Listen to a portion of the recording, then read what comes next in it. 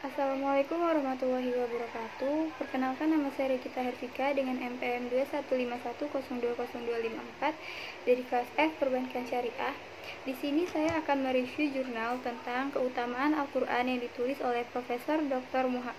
Mahmud Al-Dawsari.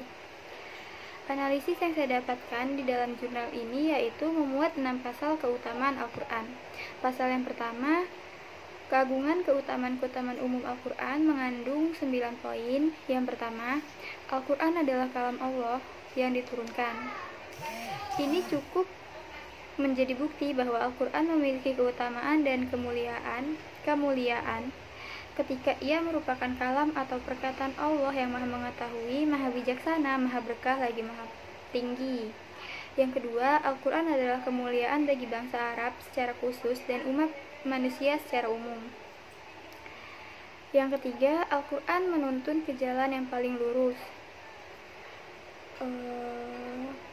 Al-Quran mencakup semua petunjuk dan kebaikan di dunia dan akhirat, sehingga semua persoalan paling lurus dalam akidah, akhlak, perilaku, amal, dan akhirat, Al-Quran akan selalu membimbing ke arahnya dan memerintahkan manusia untuk menjalankannya. Yang keempat, Al-Quran adalah kitab yang diberkahi. Yang kelima, Al-Quran adalah penjelasan bagi segala hal.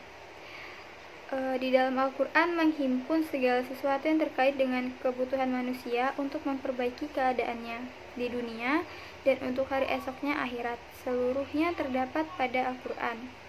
Yang keenam, Al-Quran adalah karunia Allah yang menggembirakan hambanya.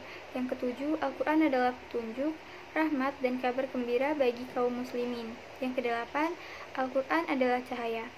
Al-Quran dinamakan dengan cahaya karena ia menerangi manusia dengan kebenaran dan mengeluarkan mereka dari keraguan, kegelapan jahiliyah, kekufuran, akhlak yang tercela, dan segala bentuk maksiat menuju cahaya, ilmu, iman, dan akhlak yang terpuji.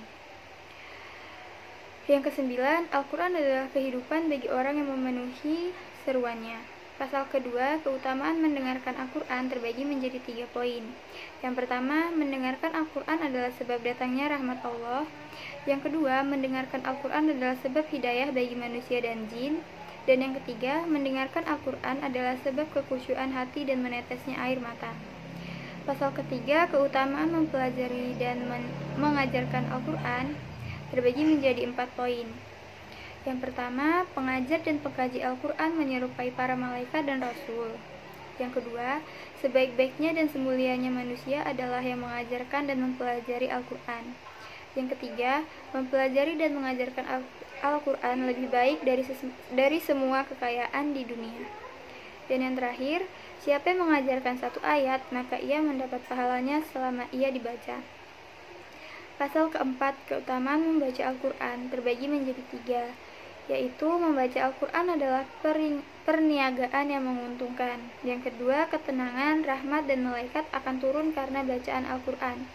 Yang ketiga, membaca Al-Quran semuanya adalah kebaikan. Pasal kelima, keutamaan menghafal Al-Quran terbagi menjadi 3 poin. Yang pertama adalah ketinggian derajat seorang hafiz. Yang kedua, seorang hafiz lebih diprioritaskan di dunia dan akhirat. Yang ketiga, berbagai keutamaan seorang hafiz, yaitu seorang hafiz adalah ahli dan kekasih Allah.